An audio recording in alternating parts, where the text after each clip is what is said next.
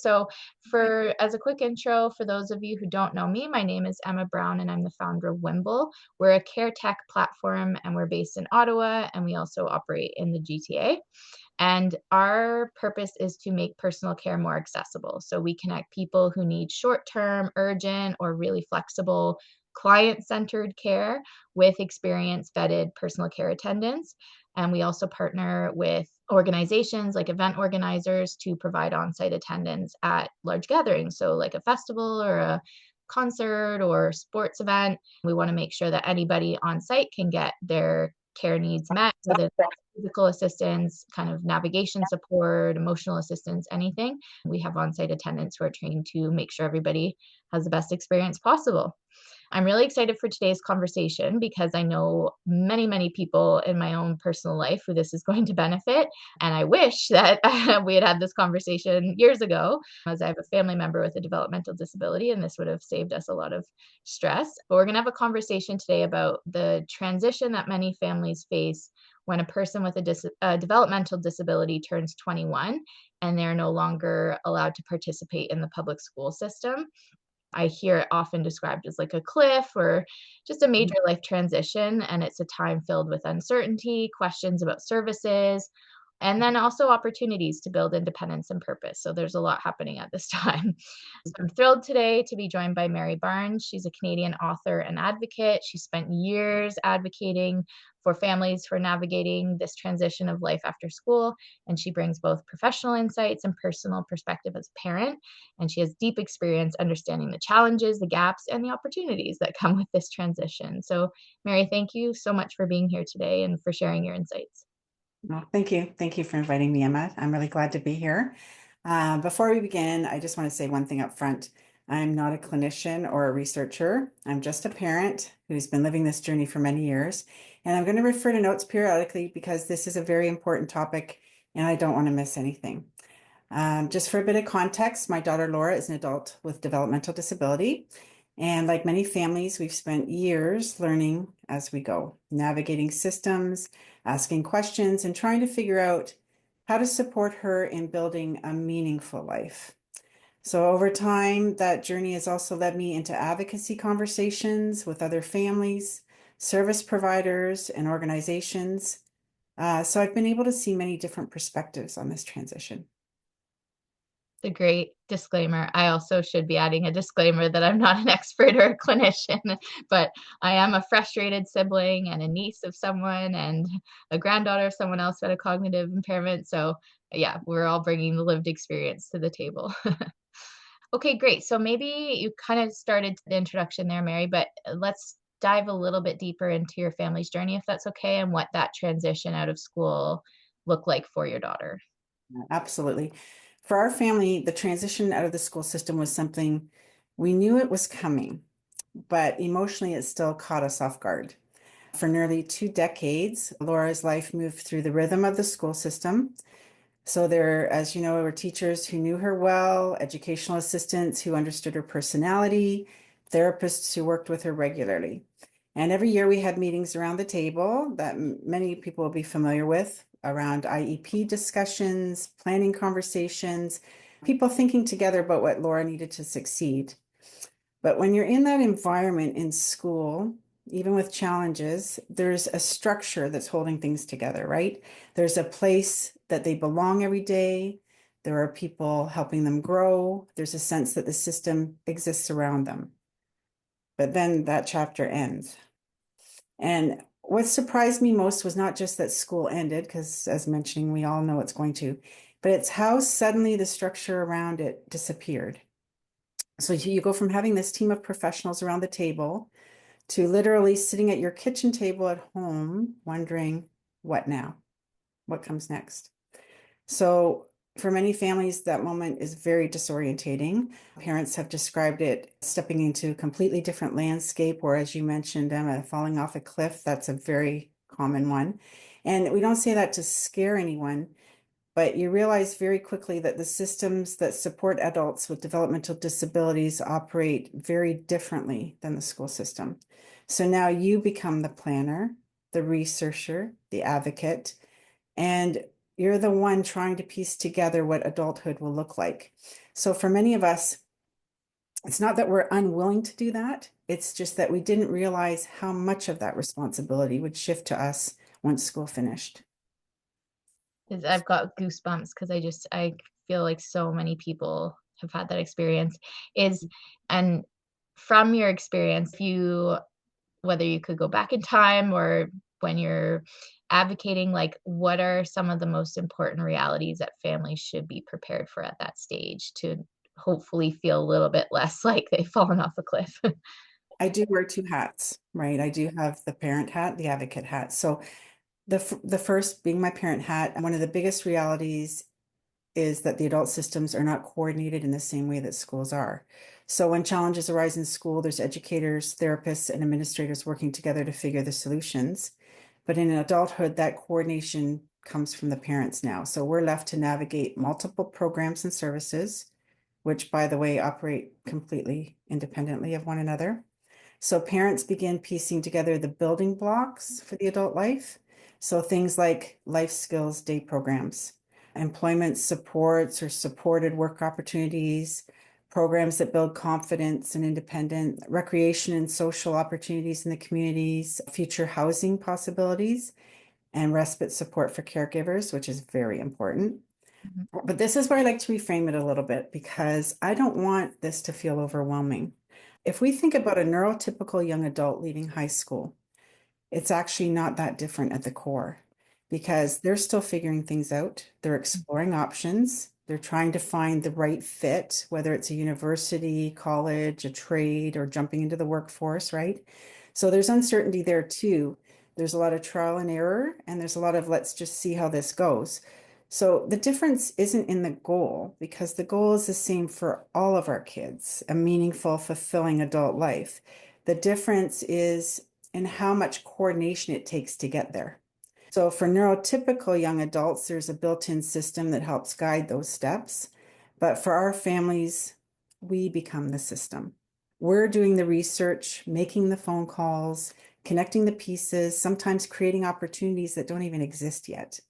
So it is more work, but it's a completely different journey. It's the same path, just one that we have to build as we walk it.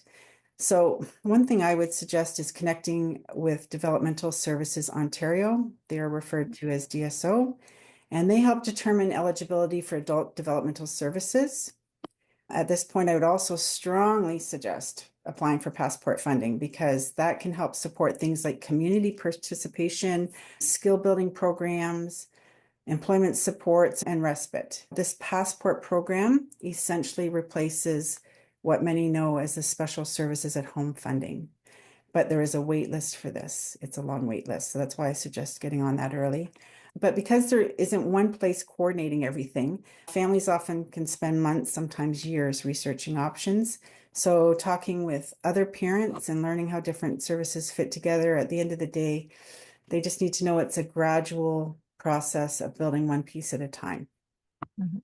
As daunting as that may seem, what I often remind families is you don't have to have it all figured out at one time, not all at once. Most of us learn step by step through conversations, through community, and through sharing information with one another. So now my advocate hat, because I have to.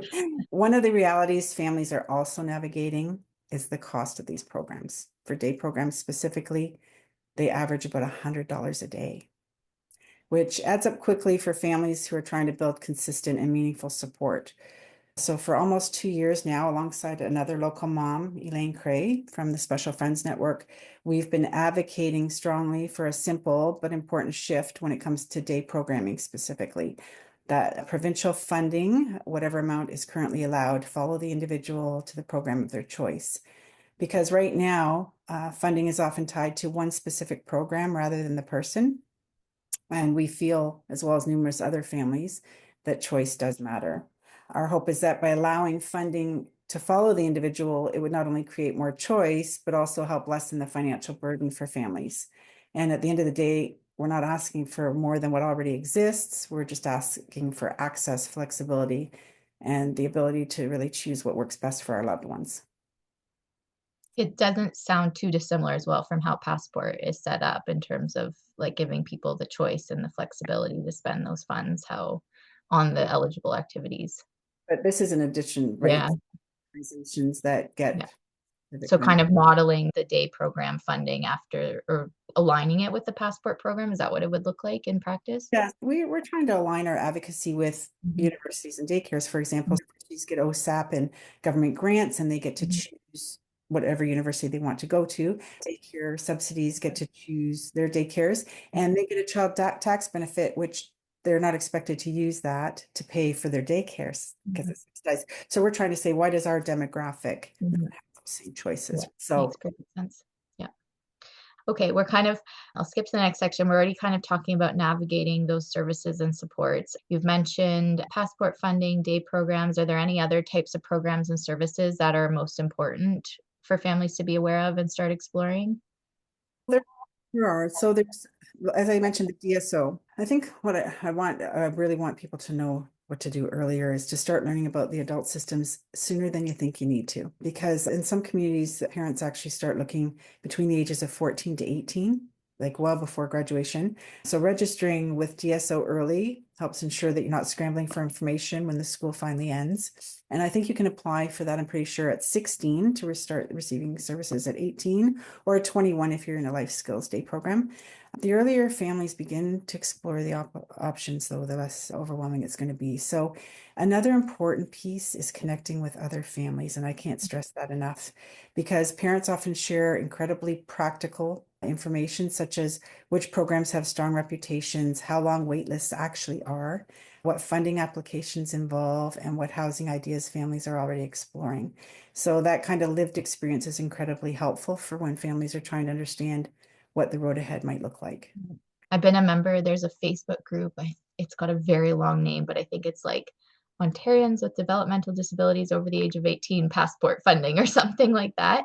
And it's got like almost, I think, 10,000 members and it is so active and it's such a like treasure trove of information of it's obviously specific to passport, but like families asking, can I claim this? My coordinator rejected this claim, other people chipping in with advice on how to resubmit. And it's just the like hive of activity and knowledge and experience in that one Facebook group alone is extremely impressive. There are so many. There's disability without poverty, which is very Mhm, interesting to keep up to date on all of the government bills that are passing. And then you have the housing ones as well. mhm, There's an abundance of them out mhm, there. We just caution to be careful, make sure that they are mhm. positive platforms and that you are learning accurate information. Yeah, that's a very good caution. So you've mentioned like long wait lists and maybe like the complexity of tracking down all the information. Are there any other barriers that you encountered when you were trying to navigate and set all these services up? Yes, there is because of the wait list and we're kind of used to that during the childhood years too. You make one phone call and you're transferred to someone else, transferred to someone else, and at the end of the day, they don't have answers for you sometimes. So I guess there's not a one-stop shop. You have to just start early, start phoning all these places. Now I have done a lot of work over the years. I've put together a very comprehensive website that is free to check out that I already list many organizations, many links to services and resources that I think would be invaluable for your listeners to. Mhm. I'm going to put the link to your site in the chat now, and then we'll include it in the follow-up email so everybody can get access to that. I signed up. You've got so many amazing tools, and I signed up for your newsletter and got the free, like ready to go PDF. Free, I think there's 5 or 6 PDFs alone in that one email. Like there's a ton of information there. It's amazing. You can tell a lot of hard work went to pulling it all together in one place. There's no sense reinventing the wheel. So if Mhm, it's already there, like save your time, see what's mhm, there, and then explore outside of mhm. that what you need wherever you need to, right? Yeah, So that's awesome. Okay. Sorry, I'm just going through. We've answered that one. I really liked your framing in your intro about helping your child find meaningful, purpose-filled life. Like I really appreciate that framing and how everybody has that same goal for their child. So I'm curious to learn more about that transition and how it's not just like the logistics and the services and like the day-to-day scheduling coordination, but it's also about respecting individuals' identity and independence and again finding that purpose. So I was curious to hear a little bit more about your daughter's transition and how that kind of shaped her independence. So, okay, so one of the biggest shifts for Laura when she was starting to experience life outside of the school structured system, it was an adjustment for her. But I have to put this into context too. So she does continue to learn through community programs, though. She has attends a life skills program specifically during the week. We have extracurricular activities like music and dance ability and a Mhm. local all abilities theater program. So while all of these experiences build independence over time, much of her sense of independence really, wait for it, it stems from home. So there was a moment that resonated with me not long ago, and I just need to share this because it will come full circle. It may seem irrelevant to many of you or many of us, but it was huge for us and it puts things in perspective a little bit. So Laura's 27 years old now. Actually, today is her birthday. Oh, happy birthday, Laura. And aside of the many skills she's been working on, one of our goals for many years, as frustrating as it's been, is to learn to tie her own shoes. And so many in the outside world think that sounds like a kindergarten milestone, right? But I always say milestones don't have expiration dates in our house. So we worked on shoe tying on and off for many years. And then one day just something clicked. And now she's getting it loop by loop. And we're super excited about this because for us, a tied shoe isn't just a tied shoe, right? It's one less thing that I need to do for her. And it also made me realize that she's still learning, she's still capable of so many things, and she just needs the right support, patience, and time. So, independence is going to look very different for every individual. But I think what matters most is helping them to find the opportunities where they feel capable, valued, and included. And they'll take off.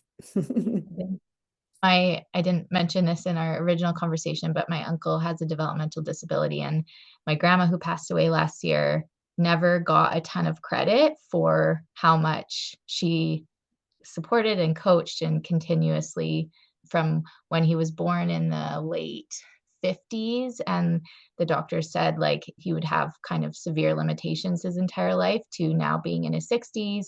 He drives short distances, he's had a full-time job, he's married, he manages his own house. Like the amount of, yeah, just think a lot of patience went into it, and the amount of hard work that my grandma did, I don't think she ever got properly recognized for that.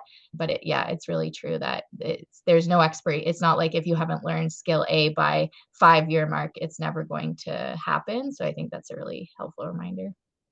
Okay, and you've mentioned like dance classes, theater, other types of programs. Are there any other types of opportunities that families should keep an eye out for that you've seen help build that confidence? Well, I did mention a friend of mine who started the Special Friends Network in our community a decade ago, and she just started connecting families to do extracurricular activities like bowling nights and cook classes and various different things. And those community outings are so very important for building those relationships, not only within the neurodiverse community, but also in the neurotypical community, because the more that they're out there and people get to know them, these relationships are formed, and it's super important to have those. Mhm, They're going to be the support in the future, right? For them. mhm, So mhm. it's very I important. was talking to someone from Service Coordination Support, which is I think it's just Ottawa-based organization that helps with specific goals that individuals want to achieve who are referred through DSO. And they mentioned that a large proportion of their clients have in their goals list like making friends and building that community and that social belonging. And so I think that's something we're really seriously thinking about at Whimble is like how can we help facilitate like that, almost like that matchmaking environment for people to be able to connect with new friends, especially after you've left school, and that opportunity for making new friends gets harder and harder for everybody.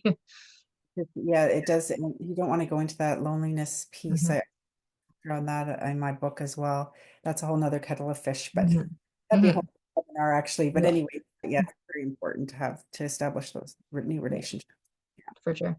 And then for families who are anxious about what adulthood could look like. You've mentioned like celebrating kind of what might seem as small milestones like tying shoes, but what are some other ways to think about traditional milestones or beyond traditional milestones for what adulthood could look like for their children?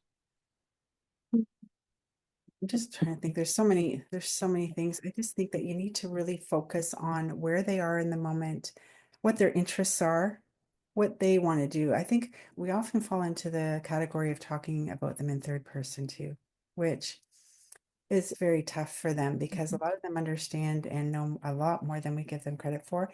And they have ideas of what they want to do and what works for them. And I think it's very important to include them in these conversations and these decisions. And when things feel overwhelming, we just have to keep breaking it down because sometimes it's not as big as we think it is at the outset, right? We're always anxious about the unknown.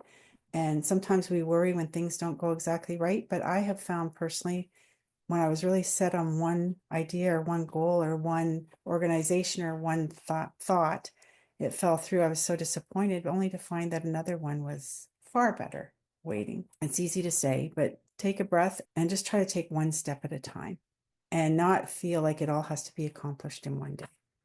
Mhm. Good approach for basically anything in life.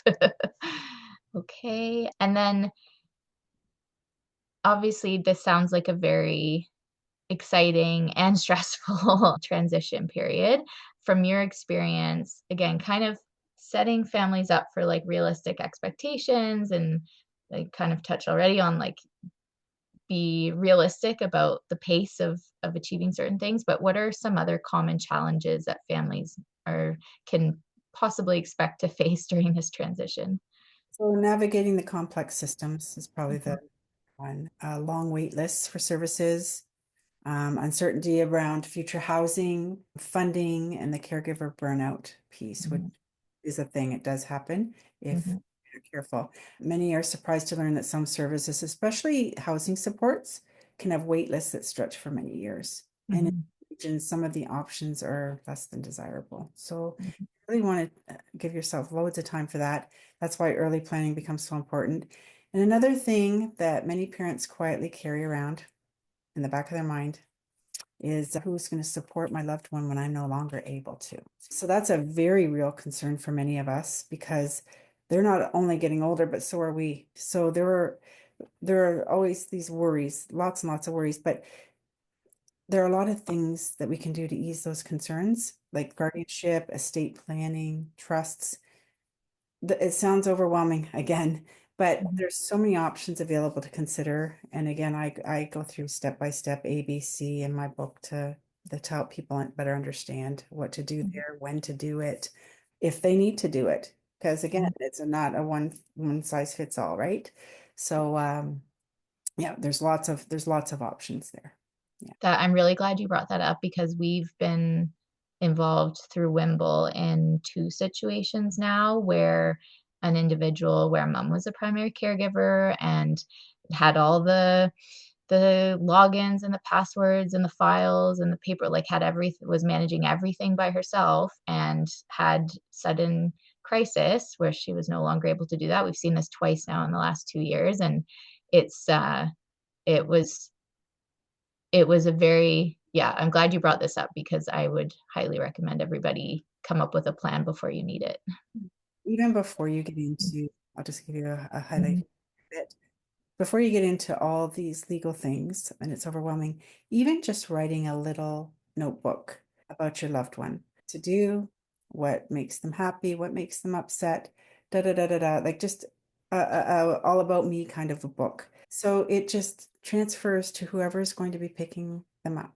They like 3 Cheerios on their toast for some reason. mhm. Just little tidbits of information that make that transition easier during a hard time. That is such a great point. One of the cases we were involved in, his mom had done that, and there was a hard copy in their home, and then one of her best friends had an electronic copy. And so when his mom passed away and everybody had to quickly scramble, having that 20-page document just to quickly brief any new care providers coming in. He was moved into transitional housing, be able to brief the housing on his favorite foods, sensory triggers, that kind of thing was absolutely invaluable. So that's a really great tip. Okay. And then even after somebody's like navigated all these complex systems, Mhm.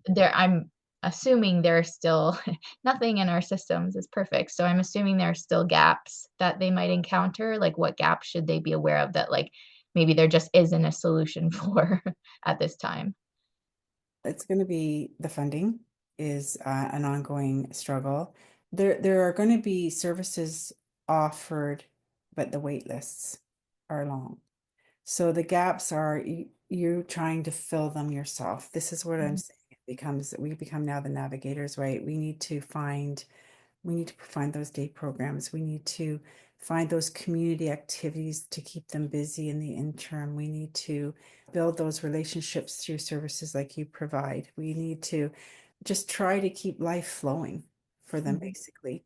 Again, every community is different. They offer different programs. There's specialized programs like arts, fitness, education-based stuff, community participation programs like recreation or volunteering, social connections, life skills programs. Maybe parents can approach, depending on the abilities and the desire, local employment programs. I know that we have some at our grocery stores, and we have a couple of gentlemen that enjoy collecting the carts and stuff. So there are things available while you're waiting for services, but you have to go find them. Fortunately, have to start paying attention what's in the community and start reaching out. And again, the earlier you do that, the smoother things will go. mhm, I think the thing is just anticipating that there is going to be gaps, anticipating that there is going to be a wait time. And what am I going to do in the event of, and having a plan A, plan B, plan C. It sounds like a lot, but if you start early enough, you just chip away at that mountain a little bit at a time. By the time you get there, you have your plan A, B, and C, and you're ready to roll. And it's not so bad. mhm. It's those of us like myself who wait till the ninth hour. We're graduating all of a sudden. So again, I can't stress enough, the early planning really will help with dealing with those gaps. Yeah. And in terms of what made the biggest difference for your family, like what were those supports looking back that were like you're so thankful that you found or used or yeah, had access to? I had, when we first started, actually, it was COVID. So Laura graduated during COVID. So Wow. online programs. And we actually made a lot of connections and friends through online music, a local music program. And then there were other day programs that switched to online. So we just picked up there and then continued with those day programs once things reopened again. That was a big one for us, actually, those onlines. And again, you can find all these resources by just, you can Google some in my book, some Mhm. through other parents, through an abundance of information. These parents who've already lived it, and they can help connect you with different things and different organizations or people to help. Amazing. I can't imagine. I guess a lot of kids went through that where they graduated school in the middle of COVID and went off that cliff into like a real abyss of in-person connection. So looking forward, so if there's families listening to this who are at that like age 14 to 16 to 18 to 21 period, like what advice would you give them to do like say in the next 6 months? Like what are the things or whatever time frame or list, what advice would you give them now? I would tell them to start reaching out in the community, see what's available, contact these organizations like Disability Services Ontario, get on the list, make sure you're registered and they know you're coming. Look into passport funding. Just get on all the lists, every list that you can think of, because when the time comes, if you choose you don't want to do it, that's fine, but at Mhm, least you're moving up the list, right? So I would go on everything and anything initially.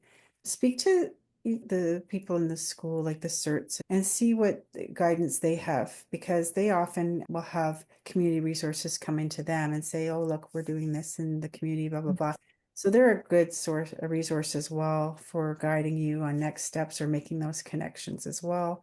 They would have more specifics actually and should for these government agencies as well for you to contact once you graduate school. But you can start that conversation right at the beginning of high school even and just say, I'm just wanting to plan ahead. I want to get my ducks in a row. And they can easily share with you those things. You can start researching them, see what fits for your loved one best and what the interest is there. But do include your loved one in those conversations as much as you possibly can, because that makes a big difference with them. It really does Mm-hmm. feel respected and honored in that way. Mm-hmm. It's amazing. Yeah, I remember someone from Service Coordination Support, which is that Ottawa organization I mentioned.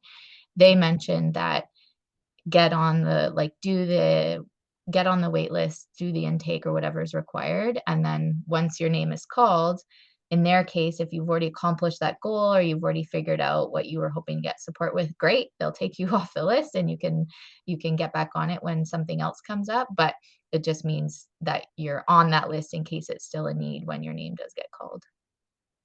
What I feel like there's so much negativity around like funding and programs being cut and just like yeah, so much negativity in the world right now. So I'd love to hear when you think about the future for Laura or for other individuals with developmental disabilities, like what is giving you hope right now? Please have something. And so what gives me hope is that seeing how many families, organizations, and advocates are actually working together to create new opportunities for our kids, right?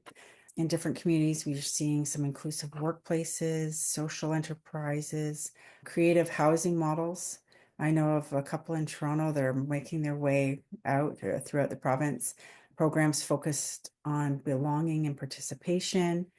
And of course, just knowing that the families are often the driving force behind that change, but when we all come together, it's incredible. In many communities, there's also conversations happening right now about how to create more flexibility, more choice in the supports that we access. Progress is happening. It's slow but surely happening, but it's the parents who are definitely driving it. And Mhm, I'm gonna welcome everybody to the club because it's a good club. And mhm, and when we have those wins, sometimes they're small wins, but the celebrations are huge and it gives you that incentive to just keep pushing. So mhm. it's not all doom and gloom. I mean, it is challenging, there's no question. But when we do have breakthroughs, when we do get a meeting with the Minister of Community Service and Social Services and they agree with us, it's like, oh yes, we're getting there. It's always a fight, unfortunately, but it's a fight worth having. And it's Absolutely. Yay, some hope. Thank you for ending us on a positive note while we move to the audience Q&A. I'm just gonna go, we have some questions. Okay, perfect question. So I have a question. So an audience member has just asked a question about your book, and then I have a question about your book. So I'll combine these, or I'll ask them together. But so an audience member has asked, what is the name of your book and where can I access it? okay. So the book is called, I have a picture. Well, I'll hold it up here if you can see. Yeah, This Way Forward. It's a heartfelt guide for young adults with disabilities and those who walk beside them. And although it's geared to young adults with disabilities, I would strongly recommend all ages, for all ages, because there are, as I said, links and resources in there that would be beneficial at any age to know and to start planning for. Mhm. amazing. And then I had a specific question about your book in case someone's not yet convinced to buy it, but I've only read chapter one so far. I'm still waiting for my hard copy to come, so I read the sample chapter on Amazon. But this isn't necessarily related to like that 21 transition, but I think something you described in the very first chapter, like again, gave me goosebumps because you articulated so clearly something that I've witnessed and experienced with my uncle. But I'm hoping you can explain this better than me about how people kind of stick to surface level interactions with your daughter and how that kind of impacts their perspective or their reality of her. So Yeah, explain it better than I did, please. it's fine. So Laura's very social, and she's very outgoing, and she'll talk to strangers everywhere she goes. And For a lot of people, they can tell she has a disability when she starts stimming or different things. But they always say she's so joyful, so happy, so, easygoing, and they think, oh, just wonderful. And she is until she's not, right? She has a lot of health issues. We have a lot of, to be very blunt, bathroom issues where there's excruciating pain and screaming, a lot of behind the scenes things that people just don't see. So but people, they almost don't want to see. It's a strange kind of a dynamic. They like the happy Laura, and they're happy to just go along with that and hi, bye, how are you? But nobody really wants to take the time to get to know her, to get to know her struggles, to get to know what what really makes her happy, what makes her upset. They just don't want to take that time. But another one thing I want to point out too is the one chapter about where we were in the grocery store, and we'll be in line to pay at the checkout, and she'll start stimming, and you'll see someone step away to another line. And it's kind of like a gut punch, right? And I'm sure she feels it too. But there was one in particular time where an older gentleman did. She said, "Hi, how are you?" And he walked away. She actually chased him down to the ice cream. She said, "I said hi. What do you say?" And for the first time ever, I did not explain. I did not apologize because I thought, no, you're right, girl. Everybody deserves a hello. It's just a common courtesy and it's respectful. He said hi and then he shuffled off.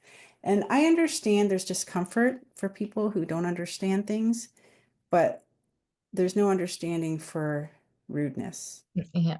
I think she spoke volumes that day for herself and for everyone else that you need to be polite. You need to acknowledge me. I'm a human being. I am here and I'm saying hello to you.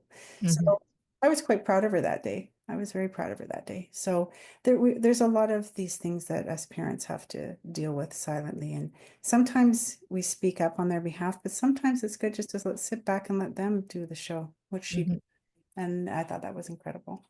I love that. May we all have Laura's confidence to call out rude people.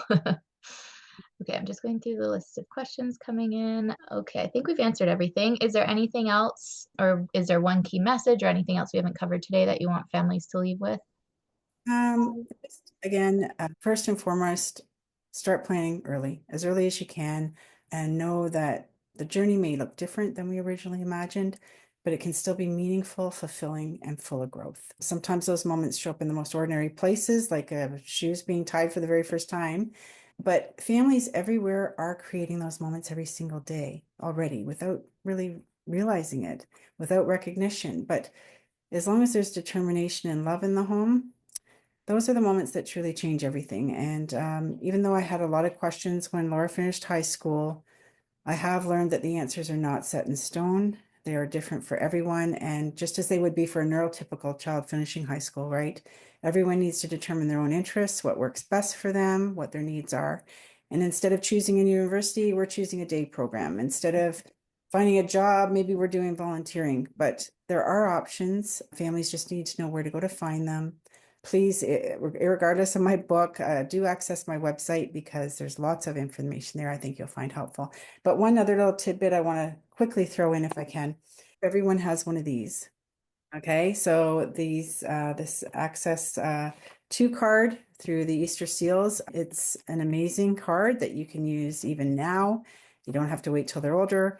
They're recognized to 500 to 800 venues in Canada to support individuals who require a support person. So essentially what it is the individual pays to get into a movie or whatever the venue is. Hockey game. In this hockey game, everything Mhm. support person gets in for free. So this is just a nice little have to have. So as of February this year, they're charging $25 for a 3-year card and $35 for a 5-year card. And I just think this is a little piece of gold because again, it's getting them out in the community. They're having good experiences. It's priceless. So I hope Mhm. everyone has one or get, That's a great tip. yeah. And I would say too, if it's on your list to do and you haven't done it yet, ask if there's an event you want to go to. Just ask. We work with a lot of event organizers who either have an unofficial policy about support people or an official one on their website, and maybe they don't explicitly say access to, but they're I find generally the attitude is like self-disclosure. And if you say you need a support person, most many of I'm trying to think of how far to go on that description, but a lot of really aware event organizers out there are happy to extend a support person ticket if you ask for it. So yeah, get the access to cover your bases, but you can always ask if you're still working on getting that sorted out. Okay, well, Mary, thank you so much for sharing everything with us today. I really appreciate it. I'm sure it's extremely exhausting with everything you have going on in your own life to have to also then advocate for everybody else at the same time. So I really appreciate your time and energy and how much you care and are dedicated to this. So, and that you're bringing hope to everybody with the work that you do. So thank you, Mary. Thank you very much. Okay. Take Bye-bye. care, everyone. Have a good rest of your day.